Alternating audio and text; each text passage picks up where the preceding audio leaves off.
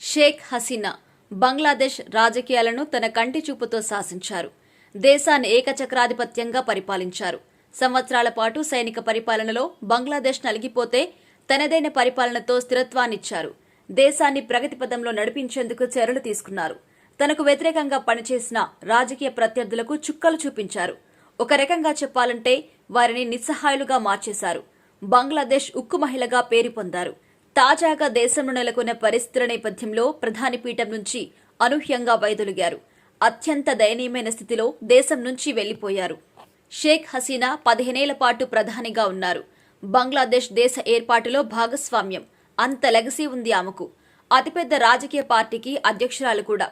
అలాంటి షేక్ హసీనా తన 76 ఏళ్ల చరిత్రను జస్ట్ కేవలం 45 నిమిషాల్లో ముగించేసింది.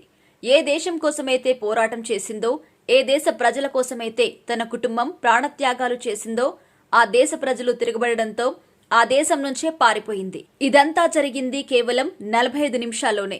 నరాలు తెగే ఉత్కంఠ. హాలీవుడ్ సినిమా క్లైమాక్స్ ను తలదన్నేలా సాగిన షేక్ హసీనా చివరి 45 నిమిషాల్లో ఏం జరిగిందో తెలుసుకుందాం. 2024 ఆగస్టు 5వ తేదీన ఉదయం 9 గంటలకు రిజర్వేషన్ల వ్యతిరేక ఉద్యమంలో భాగంగా కర్ఫ్యూను లెక్క చేయకుండా లక్షల మంది యువత రాజధాని ఢాకా వీధుల్లో కవాతు చేస్తున్నారు. ఈ పరిస్థితిపై అత్యవసర సమావేశం ఏర్పాటు చేశారు ప్రధాని షేక్ హసీనా. దేశంలో విధ్వంసం ఏ క్షణమైనా జరగొచ్చు. మీ ప్రాణాలకు కూడా ప్రమాదం ఉందని ఆర్మీ, నేవీ, రక్షణ, పోలీసు ఉన్నతాధికారులు మీటింగ్లో స్పష్టం చేశారు. అయినా రాజీనామా చేయడానికి వెనక్కు తగ్గలేదు హసీనా. మరింత బల ప్రయోగంతో ఉద్యమాన్ని కట్టడి చేయాలని ఆదేశించారు. దీనికి పోలీసు, ఆర్మీలు ససేమేరా అన్నారు. దీనిపై షేక్ హసీనా ఆగ్రహం వ్యక్తం చేశారు. మిమ్మల్ని నమ్ముకున్నాను, మీకు అధికారాలిచ్చాను, అయినా ఇంత దూరం తీసుకొచ్చారని ఆగ్రహం వ్యక్తం చేశారు. నెల రోజుల నిర్బంధం ఇప్పుడు కట్టెలు తెగింది.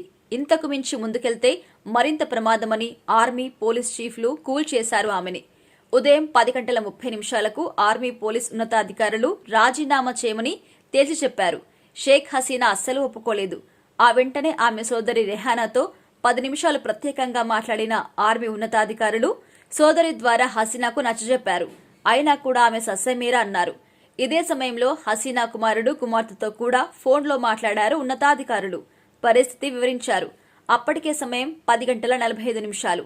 ఆ వెంటనే కొడుకు, కుమార్తె ప్రధాని షేక్ హసీనాతో స్వయంగా ఫోన్లో మాట్లాడారు. రాజీనామా చేయాలని ఒప్పించారు కూడా. ఉదయం 10 గంటల 55 నిమిషాలు. ప్రధాని నివాసంలోనే ఉన్న ఆర్మీ, పోలీస్ చీఫ్లకు ఇంటెలిజెన్స్ నుంచి ఫోన్ వచ్చింది. మరో 30 నిమిషాలు అంటే 11 గంటల 30 నిమిషాల సమయానికి లక్షల మందితో సాగుతున్న యువత కవాతు ప్రధాని ఇంటికి చేరుకుంటుంది అని.